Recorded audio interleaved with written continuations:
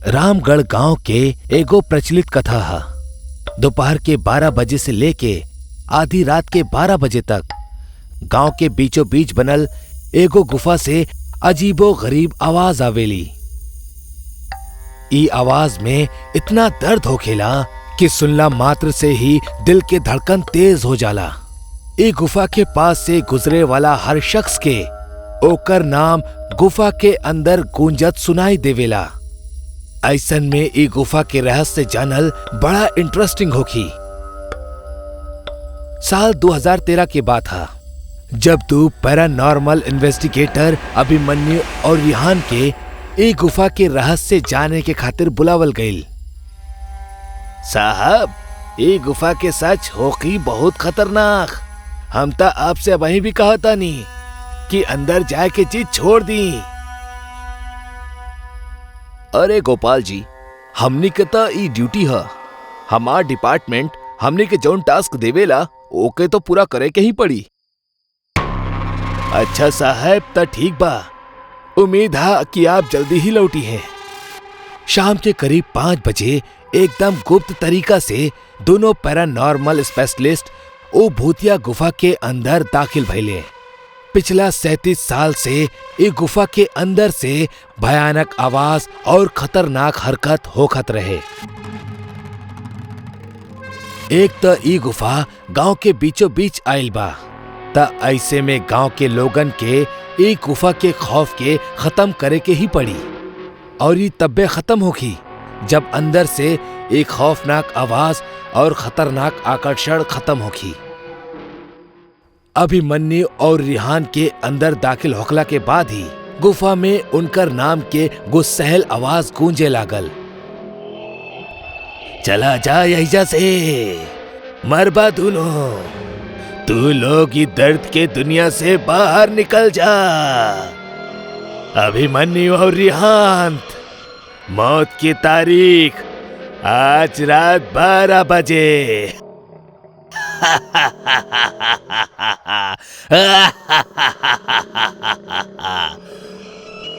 यार अभिमन्यु, ये गुफा कितना अजीब बा। आज तक ऐसा कोनो भी केस हैंडल ना कईनी जहां बेजुबान गुफा धमकी देवेली। दोस्त, भूतिया जगह हमेशा अजीब और खतरनाक ही होखेला। बस अब सोचब कम करा और टॉर्च के मदद से पिक्चर के कलेक्ट करा। रिहान तो गुफा में टॉर्च के सहारे आगे बढ़े लागल और साथ ही साथ गुफा के हर तरफ के तस्वीर खींचे लागल। रिहान के तब्बे बड़े बड़े कदम के आवाज सुनाई पड़ेला। ई आवाज ओकर ठीक बगल से आवत रहल और रिहान तो कदम के आवाज के पीछा करत करत गुफा के आखिरी छोर तक पहुंच जाला। अब वो गुफा के अंत में पहुंच चुकल रहल। ओकरा गुफा के अंत में एगो दरवाजा दिखाई देहलस। उ दरवाजा पे लिखल रहल, दूसर दुनिया के दरवाजा। रिहान मन ही मन में ई सोचत रहल कि कहीं ई दरवाजा दूसर दुनिया के तो ना। कि तब्बे ओकरा उ दरवाजा के पार से एगो आवाज सुनाई देवेला। रेहू बेटा, हम तो हर दादा, हमार पास आजा बेटा। बाप रे, ये कैसन दरवाजा हा? ये तो हमार दादाजी की आवाज हा।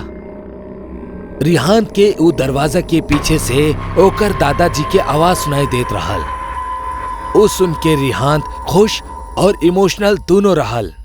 इहे इमोशन में उ एगो गलती करे जात रहल। उ दरवाजा खोले के खातिर हाथ आगे बढ़ौलस कि तब्बे पीछे से अभिमन्यु के एक तेज चीख पूरा गुफा में गूंजे लगली।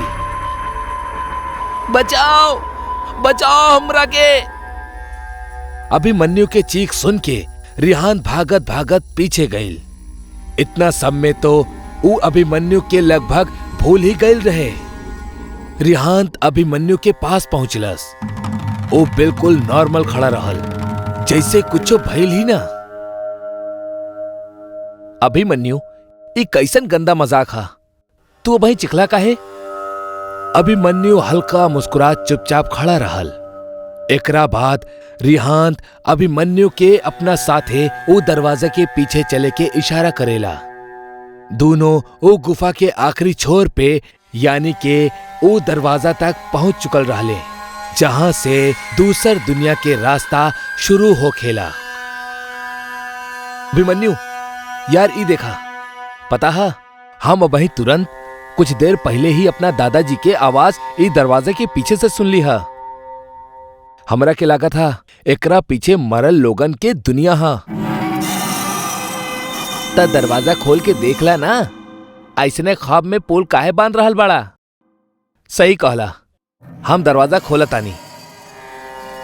रिहांत दरवाजा खोले ही वाला रहल कि तब्बे ओकर नजर अभिमन्यु के शरीर पर पड़ेला।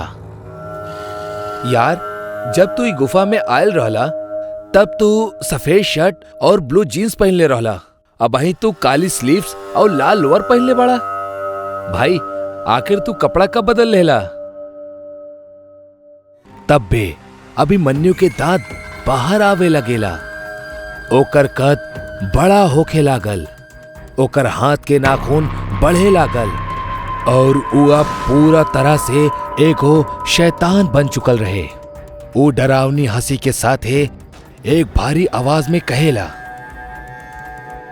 तोहार अभिमन्यु के ता हम 10 मिनट पहले ही ये दरवाजा के पार भेज देनी, जब तू ओकर चीख सुन ले रहला। तू तो बस एक जरिया रहला, काहे की शिकार हमेशा ई दरवाजा के पास लाकर ही होखेला। मतलब तू अभिमन्यु के मार डाला? कोनो शक बा तोहरा? ताजा ई दरवाजा के ऊ तरफ तो के तोहार दोस्त वही जे मिली जौन दुनिया से तू आयल बड़ा, वहां मरे के पहले लोग रहेले। अब तू जौन दुनिया में जइबा वही जा मरला के बाद लोग रहेले। दर्द की दुनिया में तोहार स्वागत बा।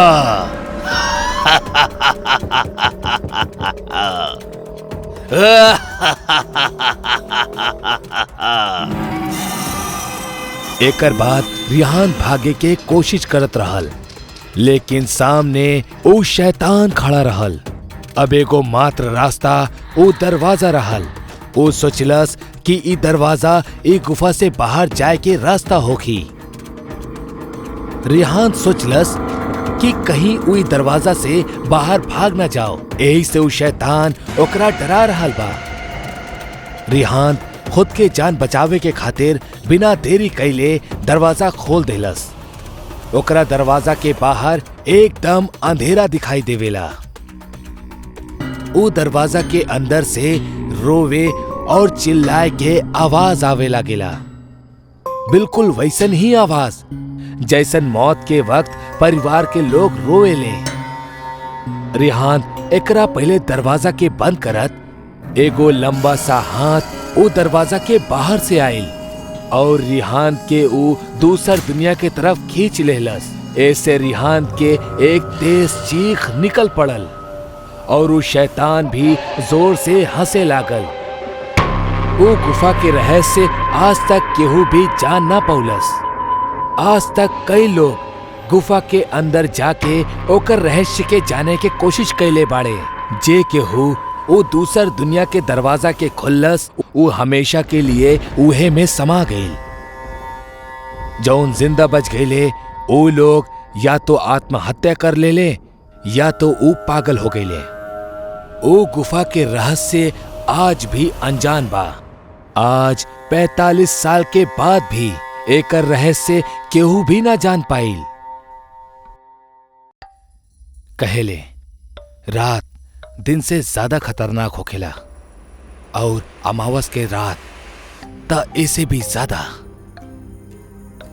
अमावस की रात में भुतहा इलाका में परिंदा भी पर मारे से पहले 100 बार सोचेला, काहे कि ई रात में भूत प्रेत और भटकत रूह के गुस्सा और उनकर शक्ति अपना चरम पर होखेली और अपना दायरा में उस शख्स के तलाश करेले जे उनकर शिकार बन सके।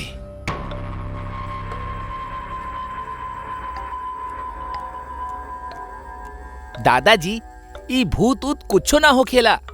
रउआ समझी, अगर कल हम शाम तक शहर ना पहुंचब तो हमार बॉस हमके नौकरी से निकाल दी। देखा बेटा, जॉब तोहरा के दूसरों मिल जाई, लेकिन जिंदगी ना। हम कहा तानी आज रात रुक जा, काहे कि आज अमावस के रात बा और आज भटकत रूह शिकार करे खातिर पागल हो खेली। दादाजी, अब रउआ हमके गुस्सा होके पे मजबूर मत करी और जाए दी ना, हमके कुछो ना होई। संजय के ऑफिस के छुट्टी खत्म हो चुकल रहल और ओकर बावजूद भी वो ऑफिस ना पहुंचल। यही वजह से कल तक ओके शहर कोनो भी कीमत पर पहुंचे के रहल। घर वालन के लाख समझौला के बाद भी संजय केहू के एक ना सुनलस और अपन सामान लेके गांव के पुराना कब्रिस्तान के पास बनल इकलौते बस स्टैंड के पास अकेले पैदल ही चल पड़ल। ना जाने गांव के लोग कितना अंधविश्वासी बाड़े, पता ना का कहानी बनावेले। संजय अबहीं कुछ देर चलल ही रहल कि तबहीं आसमान के बादल काला पड़े लगल और तेज हवा चले लगल। ऐसन लगत रहे जैसे ई हवा संजय के बार बार कोनो खतरा के संदेश दे रहल बा। लेकिन वो कहेले ना, विनाश काले विपरीत बुद्धि, और ऐसन ही कुछ संजय के साथ होके वाला रहल। संजय रात 11 बजे वो भूतिया गांव में अकेला रह ही रहल। वो अब वहीं आगे कुछ दूर ही गए रहल कि तब पे ओके ऐसन लगल जैसे ओकरा पीठ पे केहू हाथ रख ले हो। ऐसन महसूस होखा थी। संजय एकदम से घबरा गए और पीछे पलट के बोलस, के बा? जब संजय पीछे पलटलस तो ओकरा के केहू न दिखल और एकरा बाद वो अपना सफर के कंटिन्यू करे लगल। वो अब एगो चौराहा पर पहुंच चुकल रहे जहां पे 4 रास्ता आपस में जुड़त रहे। संजय के चौराहा से सीधा सामने के रास्ता पे एगो आदमी दिखल जे सॉल लपेटे रहलस। ओके देख के संजय के थोड़ा हिचक भय कि भला ई शख्स इतनी रात में बेवजह मूर्ति के समान रोड पर का कर रहल बा। संजय बिना कोनो हरकत कैले वहीजा उस सॉल लपेटल आदमी के बेहद नजदीक से गुजरल। वो आगे बढ़त जात रहे, लेकिन ओके बार बार ऐसा लागत रहे कि कोनो शख्स ओकरा साथ साथ ओके पीछे चल रहल बा। संजय बहुत ज्यादा घबरायल रहे, पर फिर भी हिम्मत करके वो पीछे पलटलस त देखलस पीछे वही सॉल लपेटल आदमी पीछे खड़ल रहे। संजय के वो आदमी के बिहेवियर बहुत अजीब लगल। वो कहीं संजय के पीछा तो न करत रहे। संजय दोबारा अपना रास्ता चले लगल और ई बार भी उस शॉल लपेटल आदमी ओकर साथ साथ चले लगल। जब संजय चलत त ओकर परछाई बन के ऊ आदमियों चलत। जब संजय रुक जात त ऊ आदमी भी रुक जात। संजय अब ई चीज से बहुत ज्यादा इरिटेट हो चुकल रहे। यही से ई बार ऊ रुकल और पीछे पलट के ऊ आदमी पे बहुत जोर से चिल्लाए लगल, के बाड़ा तू? कोनो पागल बाड़ा का? ई तरह आधी रात के वक्त हमार पीछा काहे करत तारा? ऊ आदमी ए पर कोनो रिएक्ट न कैलस और बिना कुछ बोलले चुपचाप खड़ा रहल। ओकर ई रवैया संजय के और गुस्सा दिलावत रहे। यही वजह से संजय ओकरा गले से सॉल के निकाल लेहलस तो ओकरा एक जोरदार झटका लगल। ओकरा सामने जौन आदमी खड़ा रहल ओकर चेहरा पूरा जलल रहे और आंख के पुतली सफेद रहे। भूत! ई बोलत बोलत संजय वहां से भागे लगल। अबही हूँ एको भयानक चेहरा वाले प्रेत के दिखले रहल। तब में अचानक से ऊ आदमी संजय के एकदम सामने आ गई और दांत निकाल के हंसे लगल। मारते हैं तो के। तोहार हिम्मत कैसे भइल हमार असली चेहरा के घूरे के और हमार शॉल निकालने के? तू हमार असली और बदसूरत चेहरा देख ले बड़ा। अब तो हार मरल तय बा। हमके माफ कर दा, मत मारा हमके, हमसे गलती हो गई।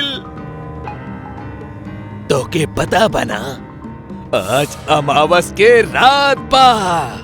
आज के रात जे पे भी हमनी के नजर पड़ेला ओकर अस्तित्व यही समाप्त हो जाला। इतना कहा थी ओ प्रेत संजय के सीना में अपन हाथ घुसा देलस और एगो झटका में ओकर दिल बाहर निकाल लेलस, जौन अबहिनो धड़कत रहे। संजय के आखिरी चीख के साथ ही गांव के माहौल फिर से डरावना और शांत हो गए। अगला सुबह गांव वालन के संजय के लाश सड़क पे पड़ल मिलल, जिनमें दिल न रहल। ओकर दादाजी अफसोस के आंसू रोवत रहले, काहे कि मना कैला के बावजूद भी संजय अमावस के रात में जैला के बेवकूफी कैलस और अंजाम एगो भयानक मौत। कहेले वो गांव में हर अमावस की रात के वो शॉल लपेटल आदमी घूमेला, भी राही ओके टहलत दिखेला, ओकर पीछा करेला और ओके कोनो गलती करे पे मजबूर करेला। अगर केहू गलती कर देवेला तो ओकर अंजाम एक झटका में उहे होखेला, जौन संजय के भइल।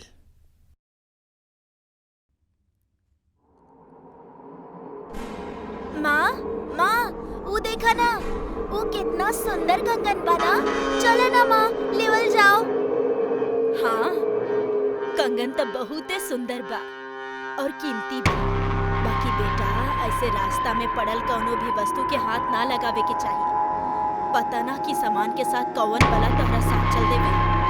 माँ प्लीज उठा ले जाना, हमरा बहुत पसंद बाई। कितना सुंदर बाना। अरे बेटा, बाजार से दोसर ले दे, एकरा रहे देता ना। माँ, हमरा ये वाला चाहिए।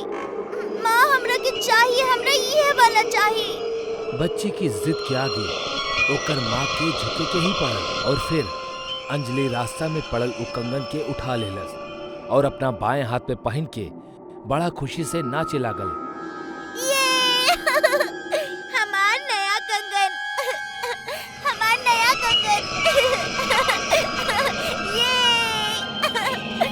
ठीक उहे रात अंजलि अपना कमरे में सुतत रही जब ओकर बाल अपने आप हवा में लहराए लागल। ओकरा अपना कमरा में केहू के होखे के एहसास होत रहल और तब बे ओकरा ऐसा लागल जैसे केहू ओकरा कमरा से बाहर की तरफ खींच रहल बा। इतना अनुभव होकर ही अंजलि तुरंत ही नींद से जाग उठल और रोए लागल। ओकरा डर लागत रहे, जौना वजह से ऊ अपना मम्मी डैडी के कमरा में जाके उनकर साथे सुत गई। अगला दिन अंजलि अपना कंगन के खनकावत स्कूल से घर लौटत रहली। एह बार वो बिल्कुल अकेल रहली। वो दौड़त अपना घर जात रहली कि तब्बे कुछ दूर आगे ओकरा ठीक अपना सामने एगो चॉकलेट गिरल मिलल। अंजलि उ चॉकलेट से एकदम आकर्षित हो गई और ओकरा लेवे के खातिर आगे बढ़ल। लेकिन जैसे जैसे वो आगे बढ़त वो चॉकलेट उसे दूर हो चल जात। मासूम से अंजलि के का पता रहल कि ई चॉकलेट ओके कौना दिशा की ओर भटका रहल बा। चॉकलेट के पीछा करत अंजलि अब एगो जंगल में आ चुकल रहली, जौन सुनसान माहौल और वीरान पेड़ों से घिरल रहल। तब बे चॉकलेट के सरकब बंद हो जाला और वो एक जगह स्थिर हो जाला। ओके देख के अंजलि बहुत खुश हो जाली और चॉकलेट लेवे के खातिर आगे बढ़ेली। वो जैसे ही उ चॉकलेट के हाथ लगावेली ओके पता चलेला कि असल में ई तो चॉकलेट बा ही ना, बल्कि महज चॉकलेट के रैपर हा। एके देख के अंजलि बहुत ज्यादा चिढ़ जाली और तब पे वो वापस जाए के खातिर पीछे पलटेली तो ओकरा अपना सामने एगो बूढ़ी औरत लाठी लेके नजर आवेली, जौन ओके देख के एगो भयानक मुस्कान देत रहली। वो बुढ़िया के देख के अंजलि चीखब चिल्लाप शुरू कर देवेली और तब में वो बुढ़िया एक झटका में अंजलि के पास पहुंच जाली। अब हम दूसरा तरफ देखेंगे जहां अंजलि के माता पिता बहुत परेशान नजर आवत रहले, काहे कि उनकर नन्ही सी बेटी अंजलि अब तक घर वापस न लौटल रहली। तोहरा हम 100 दफा बात समझौले बानी कि ऐसे अंजलि के अकेले स्कूल मत भेजल करा, ओकरा अपना साथे लेके आओ जाब करा, लेकिन तोहरा हमार बात समझ आवेला कहाँ? अरे ठीक बा, बाद में डांट ली हा। पहले चल के अपन बच्ची के ले आल जा, पता ना कहाँ रह गई हुई। वो दोनों स्कूल में फोन लगावेले, जहाँ उनकरा बस यही पता चलेला कि अंजलि तब बहुत देर पहले स्कूल से निकल चुकल बाड़ी, वो स्कूल कैंपस में भी ना बाड़ी। एकर बाद सविता और अभिषेक अंजलि के हर जगह ढूंढब शुरू कर देवेले, लेकिन वो उनकरा कहीं भी ना मिलेली। फिर वो लोग थाना में अपना बच्ची के मिसिंग रिपोर्ट लिखावे खातिर सोचेले, लेकिन ओकर खातिर भी कम से कम उनकरा के 24 घंटे के इंतजार करे के होगी। शाम के थकल हारल दोनों अपना घर लौट अइले तो उनकर एगो पड़ोसन सुप्रिया उनकर ये हालत देख के समझ जाली कि मामला कुछ गंभीर हा। वो उनकरा के टोकत हुए पूछेली, अरे दीदी का हो गई? आप लोग ऐसे मुंह लटकैले काहे बानी? आज रात तक तोहारू चंचल बिटिया भी ना दिखा रहल बड़ी, सब ठीक तबानो? अरे अब का बताई तरह के, सुबह से बिटिया गायब बाड़ी, पता ना कहाँ गई हमार बिटिया। एकरा बाद सविता रोवत रोवत ओकरा के सब कुछ बयां कर देवेली। तीनों घर के अंदर बहुत चिंतित बैठल रहले। तबे सुप्रिया के नजर एगो चमकत हुए कंगन पर पड़ेली। अरे दीदी वो कैसन कंगन बा जे वो टेबल पर रखल बा? देखत कैसन चमकता, ई केकरा खात? काहे कि हम तोहार में तो पहले ना देखनी। सुप्रिया के सवाल कैला पर सविता ओकरा के काल वाली पूरी बात बतावेली। वो ओकरा कहेली, हमरा लागल कि जरूरी कंगन में कुछ तो अजीब बा, यही वजह से हम अपन बेटी के फुसलावे खातिर दोसर कंगन पहना देनी और ई कंगन के छुपा देनी। बच्ची बाड़ी, जिद पूरा भइल बगैर मानी कहाँ। अब हम समझनी ऐसन काहे हो रहल बा। ई कंगन कोनो साधारण कंगन नहीं खे, बल्कि हमरा त ई कोनो चुड़ैल के कंगन लागता। देखा था ए पर हल्का हल्का खरोच के निशान भी बा, देखा? तोहर कहे के का मतलब बा? मतलब साफ बा कि ई कंगन कोनो चुड़ैल के बा जे सड़क पे तोहनी के मिलल, और काहे कि ओकरा के तोहनी ले एलू, ए वजह से उ चुड़ैल अब कौनो भी कीमत पर आपन ई कंगन चाहेली और उहे कंगन के खातिर तोहर बेटी के अकेला पाके ओकरा अगवा कर ली। तो अब हमनी के का करे के चाही? अभी तो एके रास्ता बाचल बा, उ चुड़ैल के ओकर कंगन लौटा द। बाकी कैसे? एगो काम कइल जाओ, तोहरा वो सड़क याद बा जहाँ ई कंगन पड़ल मिलल रहे? हाँ, हमरा बढ़िया से याद बा, वो फाटक वाला रास्ता। हाँ तो देर कौना बात के, तुरंत वहाँ चलल जाओ। अगर कंगन वहाँ मिलल रहे तो ई तय बा कि उ चुड़ैल के वास उहे इलाका के आसपास होई। बाकी एकरा से हमार बच्ची हमरा वापस कैसे मिली? अरे जैसे हमनी ओकरा के कंगन लौटा देब ना, तो बच्ची भी वापस कर। देखा, हम ई बेतुकी भूत प्रेत के बात ना मानीला, लेकिन अगर ऐसन कुछ कह के हमके हमार बेटी सही सलामत मिल सकेली तो हमके जल्द से जल्द जाए के चाहिए। ओकर बाद तीनों उस सड़क पे जाले और फिर वो कंगन के ले जाके रख देवेले और वही जे खून के कुछ कतरा भी गिरा देवेले, जैसे आकर्षित होके वो चुड़ैल वहां तक पहुंच जाओ और बिना कोनो शर्त के वो बच्ची के लौटा दे।